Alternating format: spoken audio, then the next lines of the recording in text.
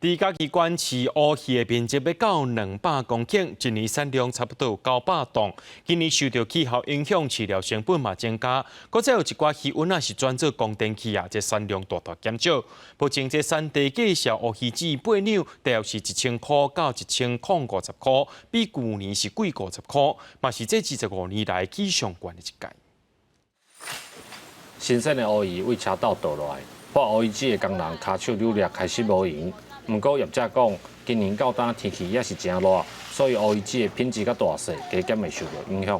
去年10月、11月份都慢慢的有冷空气下来，那像今年是到现在都没有什么冷空气下来我们南部，所以就收成，因为乌鱼最主要冷空气才会好，然后今年都没有，所以大家都不是很理想。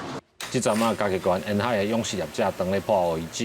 虽然载乌鱼的车是一台接一台，但是数量甲品质甲去年比起来，确实是有差。养殖的即卖数量少，啊，因为无好饲，原物料拢起价，人工物资也起价，所以讲今年哦会起涨幅是这几年同济。到几成？起初同介少要小成半至2成。业者讲，乌鱼爱饲3档才会当来收乌鱼子，风险甲成本拢真悬，所以开始有一寡渔民转去种电，所伫今年起价的程度嘛，打破25档以来的纪录。记者林慧婷，嘉义报道。